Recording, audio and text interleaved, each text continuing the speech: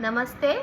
सही तरीके से लिए गए आहार के परिणामों के बारे में आयुर्वेद में चरक संहिता में कहा गया है कि प्राणाः प्राणभूतानां अन्नं लोको अभिधावति, वर्ण प्रसाद सौश्वर्यम जीवितम प्रतिभा सुखम, तुष्टि पुष्टि बलम मेघा सर्वमन्ने प्रतिष्ठितम। यानी सभी प्राणियों के प्राण अन्न पर ही निर्भर होते हैं।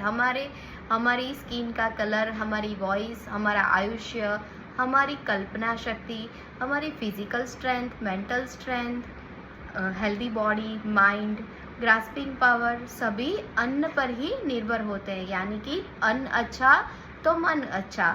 आहार सेवन के समय हमें इन 8 बातों का ध्यान रखना आवश्यक है।